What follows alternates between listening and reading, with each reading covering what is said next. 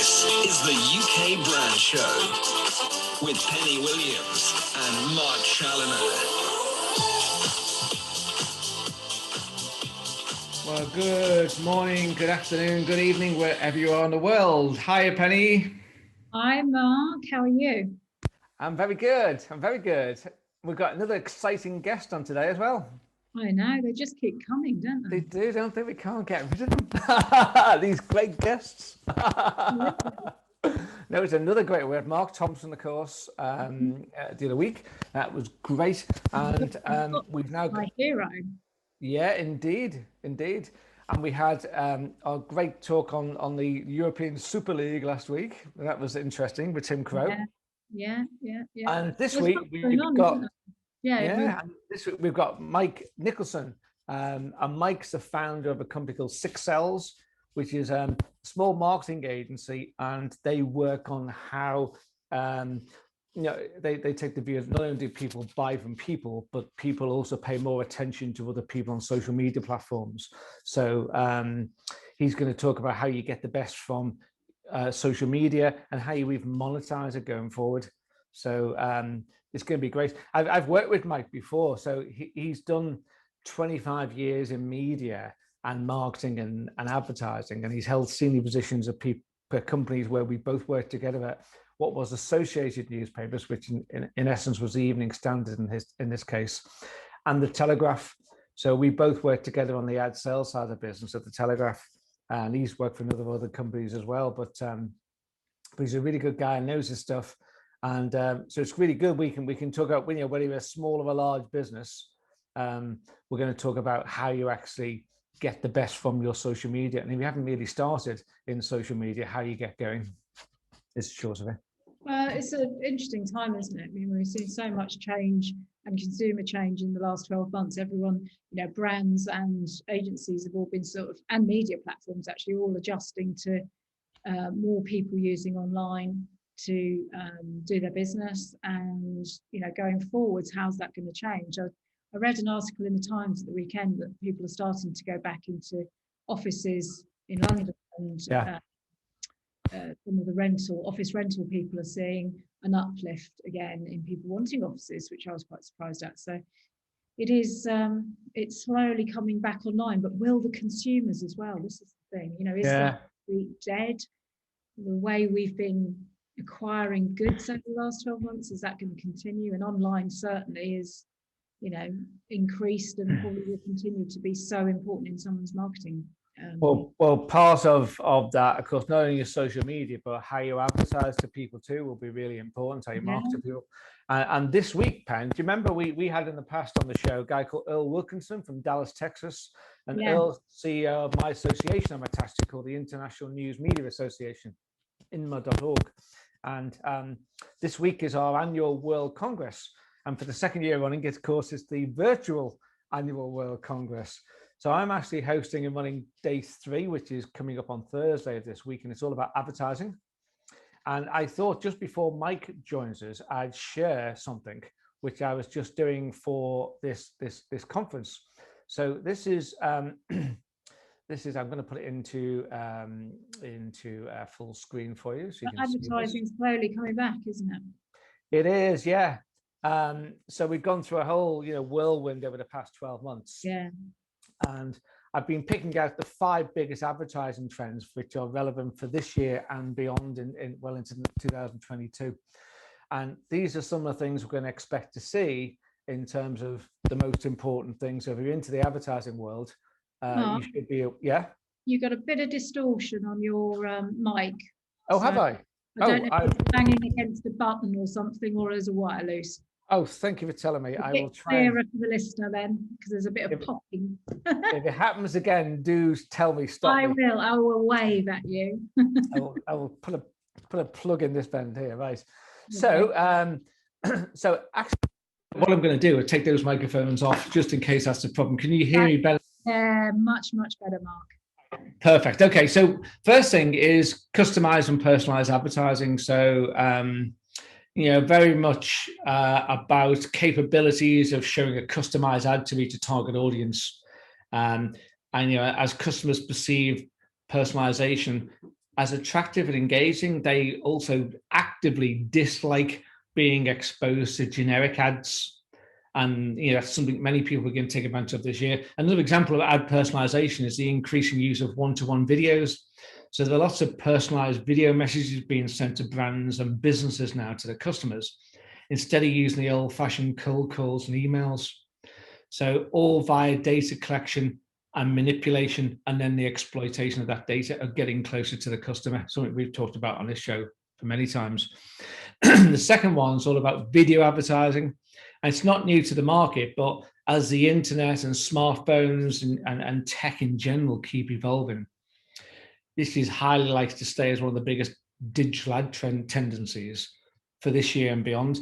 And there are some innovative ways we can communicate here. It's going live, for example, is one of them, as real-time streaming, which doesn't seem to be going away, of videos is becoming more popular every day, opening the door for businesses to explore advertising by this type of content. Live streaming is definitely in vogue at the moment, and people are becoming less receptive to the idea of being exposed to long commercial videos and presentations. So we've talked in the past on this show about the most ideal length of an ad online is about 7 seconds, not a 30-second TV ad, which is being repurposed for mobile. Yeah. So so that people want now the most direct and fast and concise communication possible. So if you look at the introduction of things like TikTok and Instagram Reels, we should make it easy to make and easy to watch short form video ads, and they're going to become more popular over the next 12 months. Third one is mobile advertising, which is no surprise.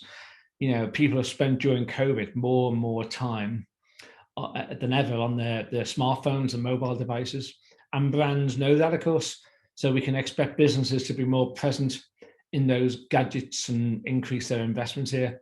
And things like the story ad format is becoming popular. That it's been adopted not only by Snapchat, but also Instagram, Facebook, WhatsApp, and recently by LinkedIn and YouTube. So brands and users can now do much more than just post 50-second stories. With Instagram allowing every user to create their own filters, so others can use their Instagram stories. Brands have the opportunity now to build engagements and more, I guess, playful experiences with customers. And the thing to keep an eye on here too is instant messaging apps. Where WhatsApp, Facebook Messenger, and WeChat all combined together represent about 4 billion. There's 7 billion people on the planet, 4 billion users per month. So we can expect more variety of industries to start investing more of their budget in things like in-app ads, so consumers are exposed to the brand's products as they regularly chat with their friends and their family. And the fourth one is display advertising. The incorporation of videos and ad banners, for example, is a growing trend, and there's evidence that it significantly increases customer engagement to the tune of about 15% on the click-through rate. So it allows marketers to, I guess, use information collected from previously visited websites and present them with customized ads, and that's what really matters to them. So it's known commonly as remarketing, but many in the industry say this will be one of the main advertising trends throughout this year and certainly beyond and into next year. And the final one is programmatic advertising delivered through artificial intelligence and more data. So this is really about, possibly the biggest advertising trend this year. As a range of channels used for reaching customers grows, it's getting difficult to manage all of that. So managing programmatic platforms to AI solves the problem because they use targeting signals and real-time adaptation for individual ads in any given channel. So, trends such as this is things like voice search and voice commands for commercial purposes, and the use of next year, we're going to see more blockchain and 5G as that becomes popular. And they're the things to look for. If you think about it, the other thing to say is, have you heard of something called Demexo, which is a sort of digital marketing and tech event every year in Europe. No. It's a big thing for people in the tech world, basically, the advertising business. And they say that 40% of people who use voice search in a private capacity, things like Alexa and Siri and whatever, say that they also use it in their work. So Dimexo say that they expect brands to be interested in developing their own voice apps for use on these voice assistants. So that way, Alexa or Siri will put customers in contact with businesses easier and more frequently, and it enhances the communication and the engagement between the two sides. So if you add to all of that, the diminishing of third-party cookies being phased out, you have to be more creative in what you do. We're going to find a lot more contextual advertising, more experiential stuff, and just giving people overall a much better experience. On the last World Congress for INMA last year, we had the Boston Consulting Group giving the keynote, and they said that the thing we need to think about is the companies that are going to win in the future, whether you're media or not, are people that supersize their clients, and they're just basically saying, go in the extra mile, doing some stuff which is going to be appreciated by your clients and advertisers. Go in the extra mile, thinking about what it is, what's the context to what they're trying to achieve, what are the goals of their ads, what are the differences between different audiences, ages and stuff in terms of how they receive ads, what does creativity mean, etc., etc. So all those things. It makes it more challenging for B2B as well, I think. As more and more platforms extend, you can B2C and you'll start to know who, but I think B2B becomes even harder. It does. B2B is harder, yeah, for sure. So it is.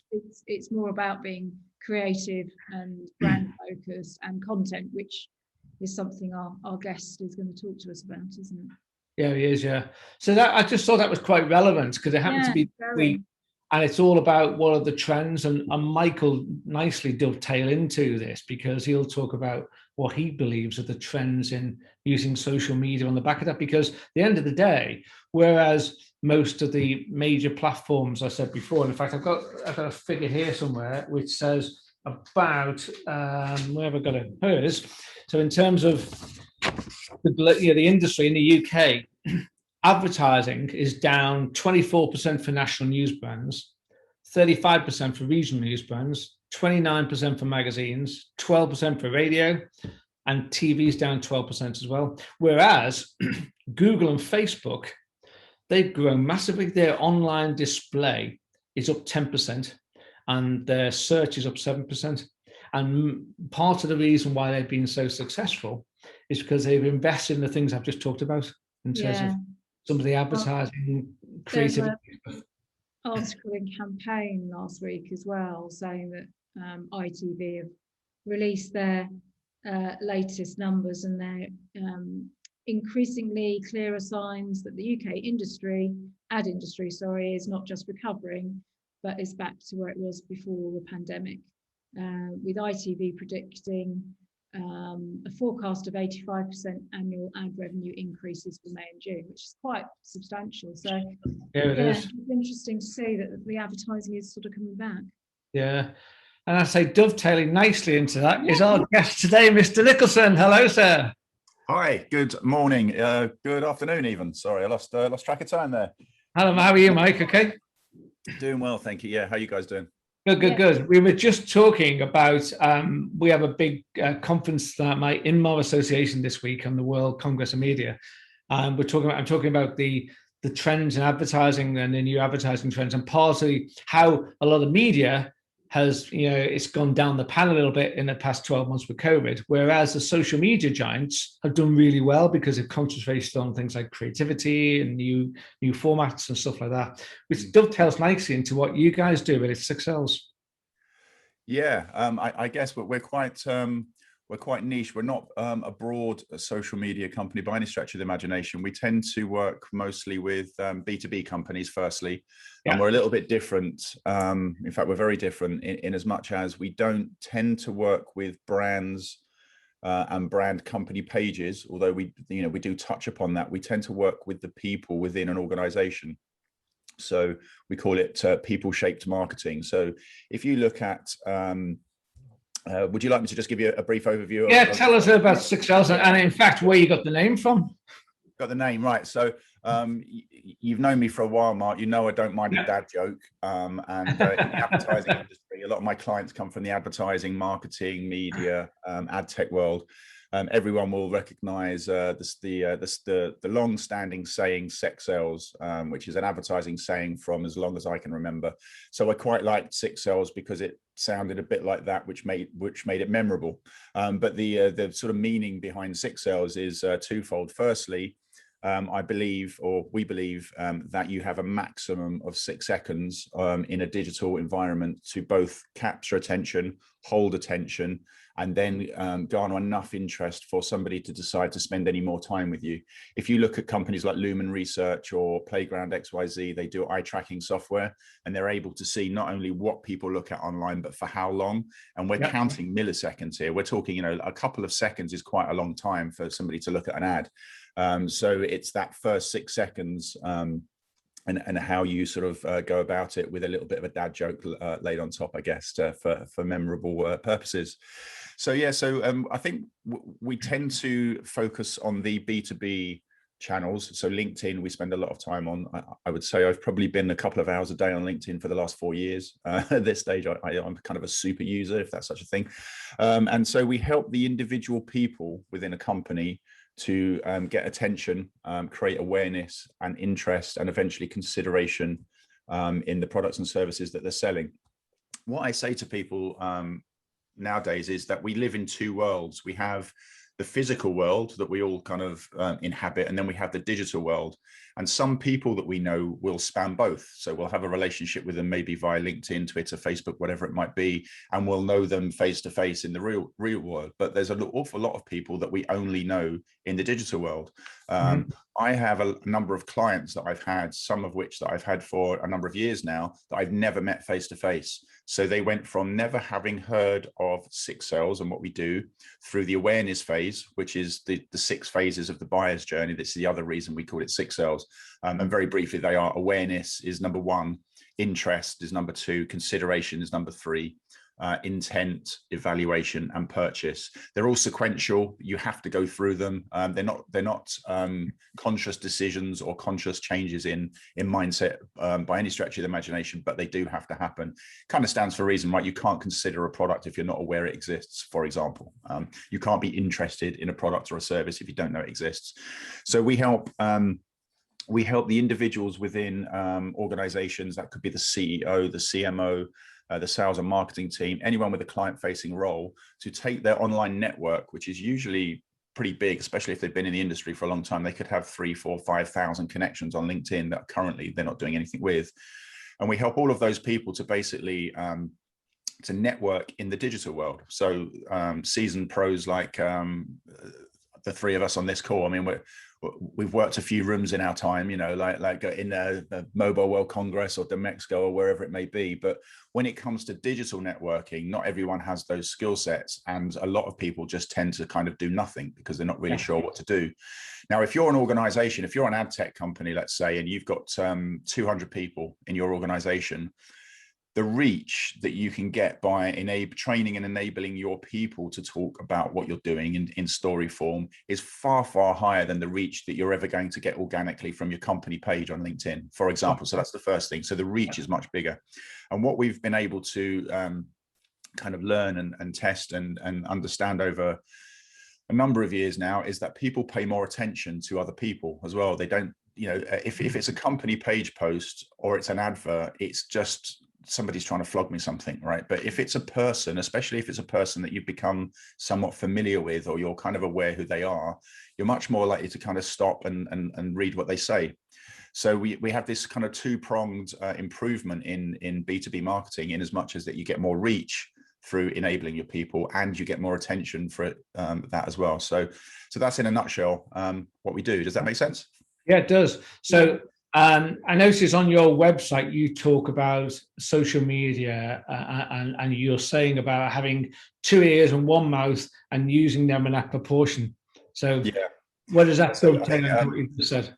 everyone I work with and everyone I live with, sorry, the wife, is probably really sick of hearing that now, but it's kind of a mantra of mine.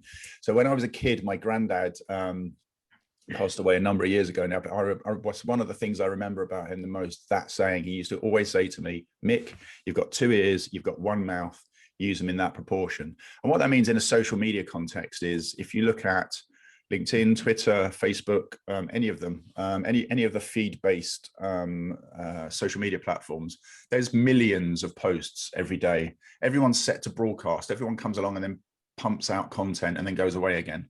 And the real engagement and the real magic happens when you kind of spend a little bit of time to actually listen to what people are saying, and then talk to them about what they care about. So not selling, not just going in and immediately trying to pitch your wares, but listening, really listening to what people say, and then adding a point of view to it or joining that conversation. Because at the end of the day, people care a lot more about them and theirs than they do about you and yours. So you have to kind of earn the right to talk about what you want to talk about by building a relationship with people first on their terms. If you remember, the last time you went on a date, I guess it was a while ago, Mark. I'm not sure, Penny, what your situation is, I'm afraid. So whether you're dating or not, I don't know. It was a long time ago that I last went on a date. But I remember when you go on a date and somebody just done nothing but talk about themselves. That's all they do. They just talk about themselves. It's pretty boring pretty quickly, isn't it? People like to be heard. People like to be listened to. And in a social media world where engagement is dropping, when you can pay real, authentic, genuine attention to something that somebody said and then join that conversation on their terms, you get a lot more attention. People are like, oh, who's this? Like, oh, that's quite a good point, actually. I hadn't thought of that. And you start to build a relationship with people. And eventually you earn the right to then say, this is what I do, and this is the products that we have, and this is how it might help you. But in the first instance, it's no different to working a room at the Mexico or Mobile World Congress. You meet someone, you say hello, you ask about them, but you don't just walk up to them immediately and say, I do marketing. Do you want some marketing? Because it'd be a bit weird, wouldn't it? But that's how social media works. People just pumping out stuff, hoping that some of it sticks. Yeah, I understand that. So you talked about encouraging conversations on social channels, and as you say, where the true engagement is found. So why do you believe it's true engagement there? And what would you class as true engagement anyhow? Yeah, so I think what I was getting at in that part of the website that you've seen there, Mark, is if all you're doing is broadcasting on social media, so you're setting up your Hootsuite to send out 100 tweets a day, and you're posting on LinkedIn and then going away, you're not actually going to get as much benefit as you will do if you spend a little bit of time thinking about LinkedIn almost as a networking room. Just think about it as a virtual networking room. So it's like, I sometimes joke that it's a bit Clubhouse are doing now, I guess, isn't it? What's that, sorry? It's what Clubhouse are trying to do now in some ways, I guess. Yeah, Clubhouse is a really interesting one. We can if we have time, I'd love to talk to you about that, because I've been testing that and I'm playing with it. But I like to joke with people in our industry, in the advertising, marketing and media industry, that LinkedIn's a bit like Cannes, but it's on 24/7. There is, however, a downside that there's less rosé wine, but it's there's people coming 24/7 in Cannes. Yeah, well, yeah, precisely. But there's people coming to the LinkedIn feed every day, sometimes, if not multiple times a week, to read their feed and go away again. And they're there for you to influence. There's 90% of people that come to LinkedIn, and the numbers are, at the last count, 742 million people on the LinkedIn platform now. Considering it's 18 years old, the growth is quite impressive. There's much newer social media platforms that aren't growing as quickly as LinkedIn, partly because of the world that we've just experienced over the last year, of course, but it's still growing. And there are people coming in all day, every day, dropping in, reading their feed and going out again. We call them lurkers because they don't post anything, they don't like anything, they don't share anything, they don't interact in any way. They just come in, read their feed and go away again. But those people are still people that you might want to influence. So if you're not posting and if you're not active and kind of out there on LinkedIn, then you're kind of missing all that opportunity to be sort of, be there basically for those people. So I think what I'm talking about with true engagement is when you think about LinkedIn as a part of your daily cadence. It's a part of your daily work. I say to people as well, if there was a bar just down the road from your office, and all day, every day, there was prospects of yours, people that might buy from you, popping in and out all day, every day, you'd go and work from there, wouldn't you? You'd spend some time there, because it, like, why wouldn't you? And LinkedIn's no different. So you just got to start thinking about it as a place to spend time, and to we talk about identify, connect, and engage. So identify the people. This is like a form of account-based marketing. So these are the companies that I want to sell to. These are the people within those companies that will have the influence on the decision to buy or not to buy from us. And then identify those people and save them, and use a product called LinkedIn Sales Navigator, which is like this. It's like the Rolls Royce of LinkedIn. It enables you to do so much more from a search point of view.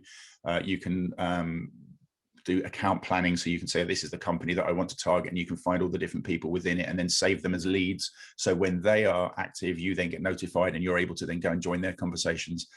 So it's identifying the people on a little bit more of a strategic level, rather than just posting and spraying and praying and random acts of marketing, as I call it. So it's really figuring out, okay, to keep the numbers simple, let's say these are the 100 companies that I'd like to sell to this year, and these are the 300 people that exist within those 100 companies that will have the influence to buy from me.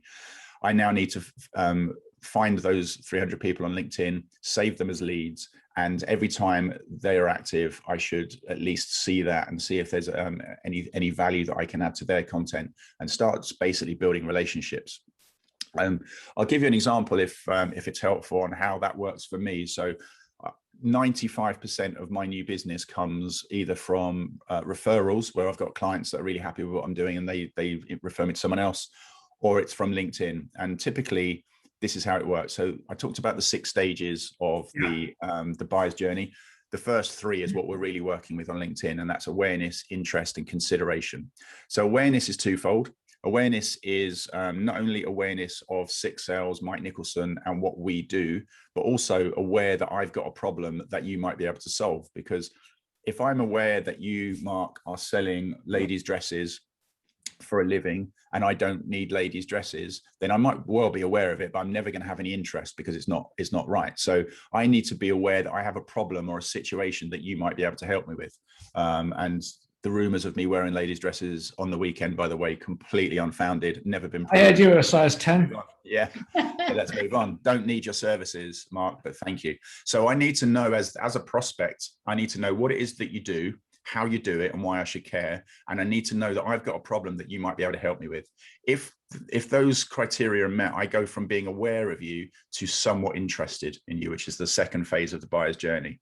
Now, interest isn't a binary thing. It isn't oh, I'm interested, let's take action, or I'm not interested. There's levels and degrees of interest, right? And the way I sort of like to describe that is, if you imagine your prospect has a to-do list of 100 things, but they can only ever get to 5 at any given time, because obviously there's only so many hours in a day, then you might come in at number 70 as something that they might want to do one day, but they just don't have the bandwidth to sort of look at it now. But they're kind of quite interested, they're curious. So by using consistent messaging and frequent messaging, I keep that awareness high. That sort of level of interest is kind of bubbling away there. But I still don't know at this stage. I have no idea that this is happening inside of my prospect's head. I just know from doing it many, many times that it works that way. And then eventually some compelling event will happen in my prospect's business. Now, it could be COVID-19, for example. You can imagine when everybody was stopped from having face-to-face meetings or going to networking events, then what I'm talking about here became even more important. And it's been important anyway. I mean, the digital communications in sales and marketing has been accelerating way before COVID, but it obviously exasperated it, the fact that we couldn't do the physical world thing. And what happens is I'll get a direct message in LinkedIn, and it'll say something along the lines of, "Hey, Mike, I've been following your content from a number of months. Love your stuff. I think you can help us. Can we have a conversation?" So I've taken that person from never having heard of me through the awareness phase of what I do and what Six Sales do and the problems that we solve. And sometimes those problems aren't problems that anyone had identified until they start reading stuff and think, well, actually, that's a good point. If we've got 100 people with a client-facing role and they've all got 2,000 or 3,000 connections each and we're not using them, that's a massive wasted opportunity. So sometimes you have to kind of educate people about what the problem is that they might not even know that they have. They then come through to a level of interest, and then when they're ready to act, and so that is, I'm aware of what you do, I'm aware of the problem you solve, I'm aware I've got that problem, I'm interested in solving it, and then now have the bandwidth, I'm now in the consideration phase, and that's when you get the direct message. And that's normally in a traditional B2B market where sales get involved, essentially. So somebody puts their hand up, says I'm interested, yeah, and sales get involved. So in essence, what you would do is you would handle the whole social media profile of a client. You do the strategy for them. You'd identify, presumably at the very start, you identify, in the example you use, you get 100 companies you want to reach, there's 300 people who has influence on that. You'll find the 300 people. If they don't know them already, they'll have some they'll know, but there'll be a lot more they probably don't. So you'll go down the road of finding those contacts and then concentrating on what messages go to them. Yeah, broadly speaking, our services span 3 main areas. There's training, there's content strategy, and then there's creating content. So that the training helps people to be able to do all of this stuff that I'm talking about themselves. Okay. So they'll log in, they'll get a LinkedIn Sales Navigator license. That's on their end. I will then take them through a number of live sessions and a month worth of support digitally via Slack or WhatsApp or whatever IM service they use. And that will help them to do all of that identify, connect, and engage part themselves. So figure out who are the companies. Because if you think of, let's take a publisher, let's say it's a big publisher and they have 30 people in sales and they all rep a different set of agencies each. So each individual person will have a different set of targets that they're going after. So rep A might say, right, I need to target Mediacom, Cara, Wavemaker. Okay, so they're the companies, good. Now we need to go into those companies and figure out who the people are. Right. Who are the clients at that stage as well. So we talk about buying groups rather than leads. So if you're, let's say, trying to target, I don't know, Specsavers as a client, then the client might have people in their marketing department at Specsavers, an internal agency at Specsavers, and an external agency, or maybe even 2. And there'll be people in all of those different organizations that will form what we call a buying group, in as much as that they have working relationships and they'll have some sort of level of influence on whether to buy or not to buy from you. So it's important to identify all of those people and make sure that we're building relationships across all of those different functions. I'd imagine there's a lot of companies out there who don't even know the service you offer even exists. No, that's right. I mean, I think we are quite unique. I don't know of anyone else that does everything that we do. There's obviously tons of people out there that train people on how to use LinkedIn. But we kind of take it a little bit further. So that I was talking about the 3 sort of parts of our services. The second part is trying to figure out, normally with the CEO, perhaps the head of marketing, and maybe sometimes even the head of sales, what is your content strategy? What are the 3 key pillars of content that you should be talking about on a consistent basis? And then underneath those content pillars, what are the topics that are likely to come up that you should be joining? What conversations should you be joining? It could be that attention is, like the attention economy that we live in. The attention council is a thing now. So it might be that attention is at a very high level. The pillar that you want to talk about, and underneath that, it might be viewability, which is a topic that sits underneath attention. Obviously, if it's not viewable, you can't be getting attention. How do we measure attention? It could be measuring attention. It could be creative that gets attention. So there could be different topics that sit underneath that pillar. Once you've got that, you might end up, just to keep the numbers simple again, you might end up with 3 pillars and maybe 5 topics underneath each pillar. You now have a framework so that all of your people know, okay, as we're creating content, it should be roughly within that framework.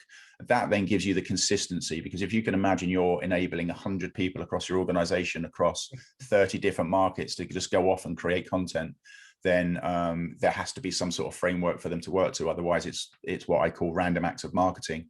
And you see that a lot of LinkedIn, where somebody comes in, they post something, they go away again. There's not much thought behind it. It just came to their mind.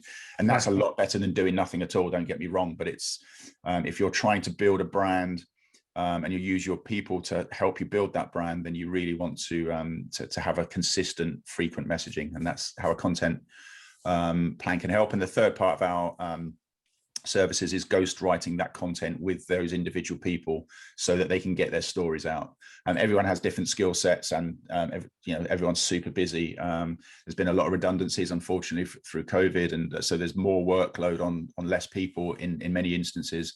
And so people don't have time to sit down and think about how they're going to write a post and then sort of come up with the ideas. So we have very quick catch-up calls where we just ask them for 2 minutes, tell me about that thing that you do, tell me in your own words, and we turn that into a written story that they can then tweak a little bit and post as their own without having to do any of the heavy lifting. So you talk about LinkedIn a lot. What are the sort of main platforms that you work with? Yeah, LinkedIn's the number one. If you think of another truism in our industry, right person, right place, right time, sounds a bit like a Martini Bianco advert, doesn't it? Like, if you're old enough to remember that. But was old enough, yes. The best advertising in the world does those three things, right? If you can nail those three things, then you're working well. I would say that that LinkedIn, from a B2B point of view, there isn't a better platform. Twitter, for some people, is really good, but LinkedIn, in terms of its size, in terms of the increased frequency with which people are visiting it, I think that's the right place and the right time to be able to talk about business. It just feels like the right sort of platform, and it's got lots of different creative ways that you can use it as well. The right people are on there because you do your homework in advance for that. And the right message it comes out of the second part of work we do. This is your content strategy, and we're going to create content based on that content strategy. So you've got the right message at the right time. Contextually speaking, is like in a work environment. LinkedIn's very much a work environment, right, online. And then so that's why we focus on LinkedIn. You touched upon Clubhouse earlier. We had been testing it a lot and running rooms in there and getting some really great guests like Rory Sutherland, and we had Amy Williams, the founder of Good Loop, and some others as well. What I find really interesting, the really good things about Clubhouse, and again, it goes to that people like people sort of analogy that I talked about earlier. What's that, sorry? I don't know what Clubhouse is. Oh, okay. So for those that don't know, so Clubhouse is a newish. It's in beta still, but it's growing quite quickly. It's a new social media platform. Right. It's a drop. They describe it as a drop-in audio platform, and the idea is that the structure is you come in, you follow people to start with, and that then starts to populate the feed that you will get when you next come in. And the feed is full of what they call rooms. And each room will have a title, and different people will be in there discussing different things. So you might come in and it'll say, this room's about, I don't know, UK brands. So you think that's interesting. So you click in and you go in, and then there'll be people on stage that will be conducting the room and talking, and there'll be people in the audience just listening. And if you're in the audience and you want to join the conversation, you put your hand up and they decide if they want to let you up or not. And it's just it's a conversational open mic. What's that, Mark? Sorry? Like an open mic night. Yeah. Although some of the rooms, it's not so open mic. The people speaking want to stay the people speaking. Influence the people listening. But it should be a bit of an open mic. And you should all sort of join together and ask questions and give comments and thoughts around certain things. Facilitate. Say again, Penny. Sorry. Does someone facilitate, or it's just random? So what we did is you can, if you launch your own club, we have the Six Sales Podcast Club on Clubhouse. You can then set rooms up within that, and then you decide as the owner of that room who's going to moderate it. So I might go in, and then I had Dan Cardwell coming along with me, and he would also be a moderator, which means he can decide who comes up on stage as well. Some of the big rooms, they've got like 20 moderators, but they're obviously sort of colluding in the background to figure out, okay, if we can get enough people in this room, we can kind of sell our stuff. And they typically don't like too many people to be speaking because they like to be doing the speaking. But some of the small, more intimate rooms can be really interesting when you can sort of come together around a niche topic, and you get some really great conversations going. So the really good thing about that, it's audio only. There's no text. You can't message each other through the app. So when you sign up, you are asked to link either your Twitter or your Instagram account to your Clubhouse account, or both. And that basically allows people to then find a way to direct message you. Now, I've been in a lot of LinkedIn rooms, obviously, a lot of B2B marketing rooms, a lot of social selling rooms. And I find that if you are in a room with somebody and you're in a conversation with somebody and you're on stage, that voice connection, even though you can't see anyone else, it's just voice only, there's no video. If you then send them a LinkedIn connection request, say, hey, we're in the same Clubhouse room, everyone accepts straight away. It's an amazing icebreaker at building connections in other social media environments, whether that be Instagram, Twitter, or in my case, mostly LinkedIn. The downside to it is it takes an enormous amount of your time to get any value out of it. You could lose a couple of hours in one conversation, and that's all right if it's like an appointment to view, or I'm going to go because there's an industry meeting and so I'm going to go along to it. But I think it launched at the right time and grew through lockdown when everyone was bored and at home.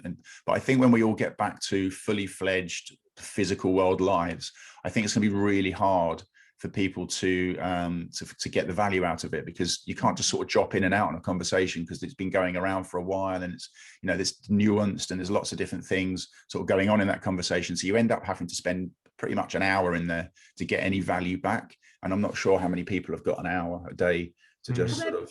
Particular sectors that use it, just out of interest. Properties seem to see that it's interesting because what you see is based on who you follow. So what my experience of Clubhouse could be totally different to yours. Right. There was some property guys that I followed when I first went in there, and I think that might be a reflection of what I then see. It feels to me, and I'm just saying that from my experience, that there's a lot of property people in there. There's a lot of life coaches in there, a lot of financial coaches in there, you know, selling, we can make all your financial dreams come true and stuff like that. There's quite a big ad tech group in there that Matt Barash runs, and it's called is it ad tech or ad tech, and ad tech is spelled all one word, or ad-tech. And he says he called it that because nobody really knows the answer to that. So it was quite a good name for a room. But there's thousands of people in that. The Six Sales podcast has got about 600, I think, something like that. I can't remember, and I haven't used it for a few weeks. But I find that it could be a really good tool like Zoom to use strategically. Yeah, but from my point of view, to create content every week, it wasn't. It didn't pay back on that you can't get enough people into it. And I saw a big drop off as soon as the lockdown measures started easing. The number of people that came each week started dropping down. But it's interesting anyway. I found that my limited experience, so I joined one media conversation once, and it was like, I thought of it like an open mic. I thought it was more like a drinks reception, that you were popping into a room and everyone was in there, and it seemed chaotic because whoever was moderating wasn't a very strong moderator, and it was just a free-for-all of people trying to get comments across, which didn't really work. Yeah, so going back to my saying that you said right near the beginning, 2 ears, 1 mouth, use them in that proportion, right? There's a follow-on saying to that we should listen to understand before we speak to be understood. Another one of my favorite sayings, and people don't do that though. People just want to speak. They're listening. Basically, they're just being quiet for their turn to speak, right? Yeah. And you can tell that sometimes in some of those conversations, because the person that jumps in doesn't seem to have taken on any of the previous comment. They're just there to say their bit and then they're going to go again. And that's a problem. I think that the world would be a much better place if as humans we were more wired to listen and understand before we spoke. But unfortunately, it doesn't seem to be the case. I can be just as bad, by the way. I'm not saying that I don't do this.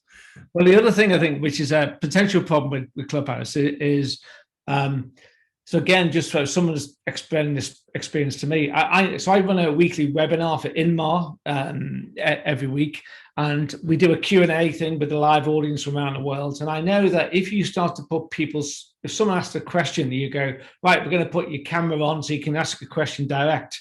You can sense some people go, I don't want to do that. I don't mind typing in a question, but I don't want to speak. I don't have to be seen.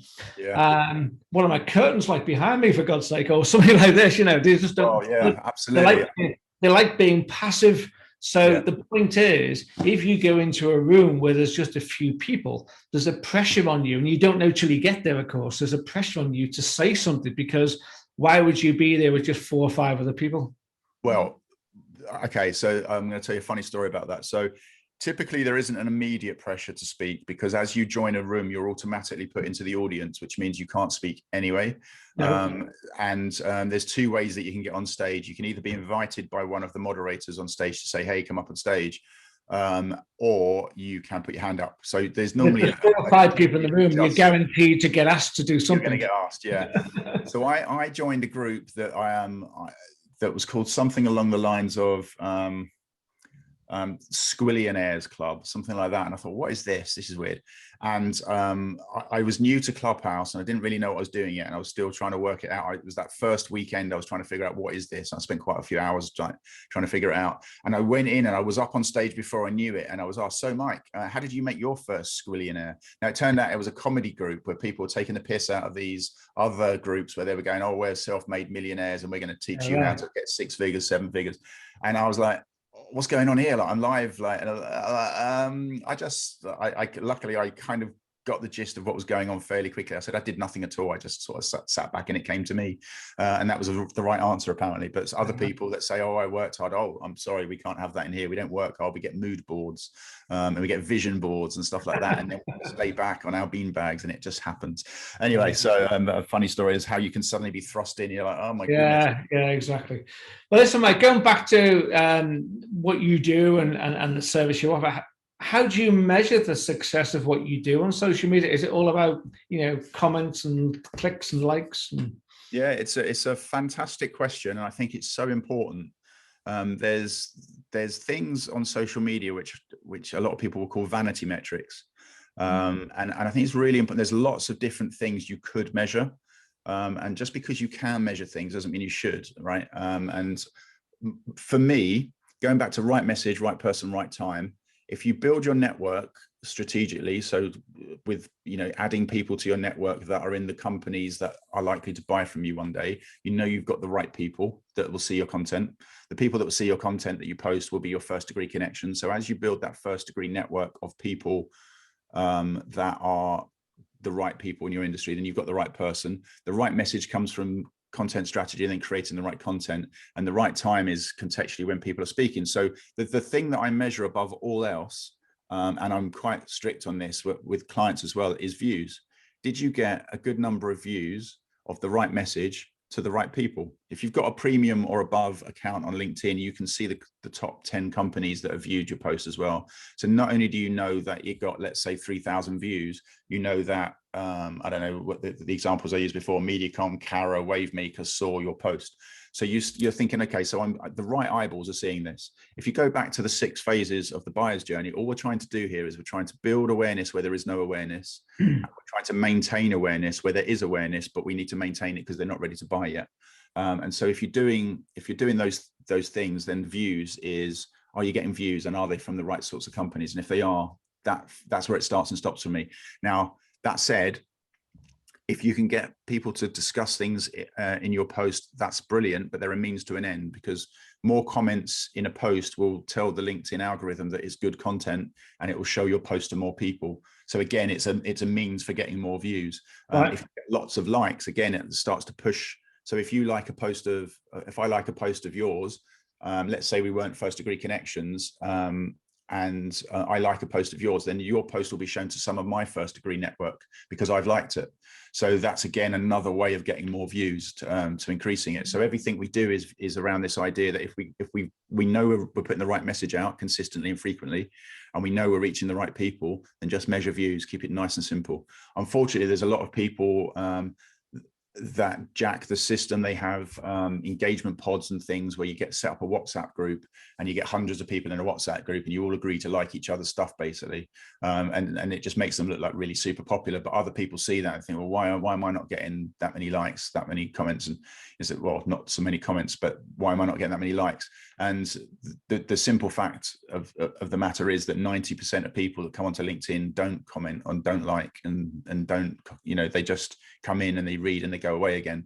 So it's only views that you can realistically measure on a consistent basis. Everything else is a little bit hit and miss and doesn't necessarily mean anything to me personally. So all you've said there is I guess, the road to monetization down the road in an indirect way. Is that the best way to monetize social, to do what you've done as a bedrock and then lead on to other things then? So yeah, I would say that the process that we have has been sort of tried and tested in a lot of companies and for a lot of companies and for my own company, and it works. So I definitely say that if you're a B2B company and you kind of know who you want to sell to, then it definitely works. There aren't a lot of B2C companies using this, but there are some, and one in particular is doing it really well, and that's Brewdog.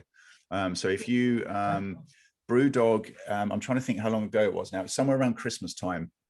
And they launched a campaign which was, I forget the exact numbers. I think it was 24 solid gold cans of Brewdog were going to be hidden in all of the different Brewdog packs that you can buy via their website.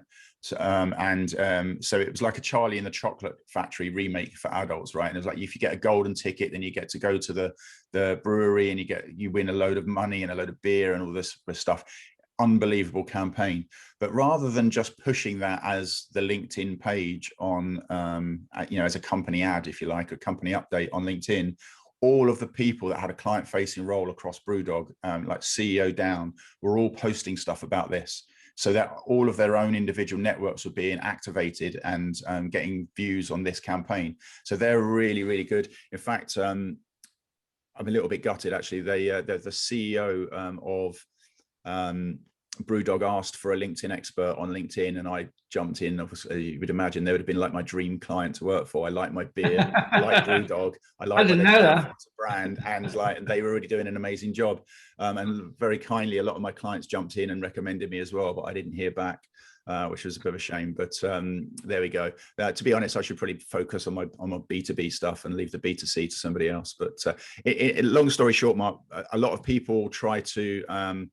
If you think of those 6 phases of the buyer's journey again, they're sequential and they have to go in order because of that. And they're all really as important as each other. But most people in sales try and jump in at the consideration phase on LinkedIn. What will happen is they'll send you a connection request, and if you accept, they'll immediately pitch you in your DMs.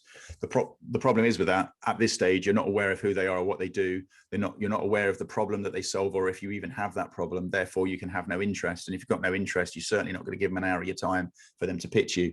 So 99.9% of those messages just don't work because they fall on deaf ears. So what we're talking about here is a much more joined up way of thinking, which is we have to have awareness first. That has to happen. That can lead to interest if we do a good job of that. And then we will find, lower down the funnel, we'll find people that put their hand up and say that they want to work with you. So, Mike, we're running out of time now, sadly, but we could talk for hours on this. But there's many people that listen to the show who are small, medium enterprises. What you described sounds perfect for a lot of those guys. But the question is, if I'm one of them, I'm sat here now listening and thinking, wow, is this going to be an expensive service? Is it? Expensive. I don't like the word expensive, because expensive would to me indicate that it costs more than the value you get. Well, better question, a huge chunk of my budget. Yeah. So is it expensive? Well, I'm happy to. I'm a fairly open, transparent sort of guy. So it's £699 per person for a month's training and support. That will get you. That will give you all of the ability that you need to be able to optimize your profile towards your ideal client, identify the people that you want to sell to, save them as leads, connect, find meaningful ways to connect with each of those people, and then all of the different tips and strategies that we use to get their attention, how to post, the writing styles that work, all of that good stuff.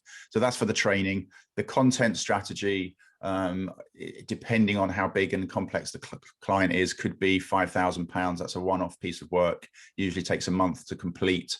And then the content, the ghostwriting of content usually works out at about £100 per post. Right. And so not expensive. The value, depending on how many people you have in your organization, the value does tend to go up the bigger you are, because of course the more people you've got doing this, the higher your reach, because each individual person has got a completely different set of people in their network. So the more you have doing it, the better. But that said, I've had such wide range of clients. I had a furniture store in Scotland that wanted to just build into his local community, and that worked for him. up to massive sort of ad networks and technology companies and stuff. So there's a wide range of different companies that can benefit from it. What I would say is, if you're a company that sells to other companies, so B2B, I would argue it should be called P2P, person to person, but B2B, and you can identify the types of companies that you want to sell to, then LinkedIn is a must for you. It's a gold mine of attention that you're not using if you don't use it properly. Brilliant. Well, it doesn't sound expensive to me, Matt. I think there should be, you can also get on top of something which I'll guarantee most of your competitors won't be doing. So that's a USP in itself. Let's just hope they don't hear this and start to build it out. Eh? Well, listen, Mike, thanks. Before you go, we've got 30 seconds to just talk about the love of our lives, Liverpool Football Club. What's happened this year? Oh, so we have to. I think we're just rebuilding for next year. Should we just call it that? We're just having. Yeah, leave it at that. Yeah, no crowds. The crowds will be back. That's what we need. It's been pretty depressing. I have another football love, Mark. Yes. Aware I coach at Sutton United and I'm a volunteer, a sponsor, and my son's heavily involved there now as well. I got to commentate on a first team game yesterday, and that was a lot of fun. So it's a lot harder than it looks, I got to say. So I'll never be as scathing towards the online pundits moving forward, because it's actually quite difficult when there's a live game going on in front of you to try and sort of take that in and then sort of spit it back out again in real time. It's a lot harder than it looks, but a lot of fun. Well, I think, speaking of Brewdog, you and I need to catch up beers sometime soon, and we can tell me all about Sutton. Yeah, I would love that. Thanks, Mark. Thank you, Penny. Well, thanks for joining us. See you again soon, Mike. Thank you very much. All the best. Thanks now, mate. Bye for now. Bye. Bye. So there we go. It's good service, isn't it? Yeah. And, something like Clubhouse. Do you remember there was Party House or something, wasn't there, that consumers were using to network? It's interesting that these things developed during the pandemic, and will they last? Mike's right, isn't it? What happens when the pandemic's over? Will people have the time to give up an hour that, in addition to going to the office in due course, and all things being equal? But interesting, though. But it's a really good little niche he's got for himself there, I think, isn't it? In terms of this. And it all makes perfect sense. I mean, when I first got into advertising all those years ago, we were taught attention, interest, desire, action. Yes. And I mean, it's just slightly expanded, isn't it, from that with his 6 principles. But really interesting, actually, and makes so much sense. So let's see if anyone nicks the idea. Well, maybe some people are doing it already. So that's it. Another week, Pen. Yeah, super. Can't wait for the next show, Mark. So if you want to listen more or see what we've been up to, go to the ukbrandshow.co.uk. Follow us on Twitter and Facebook. And that's it for now. And as you say, we'll be back again very soon with more great guests. Look forward to seeing everyone there. Thanks for joining us, everyone. Bye for now.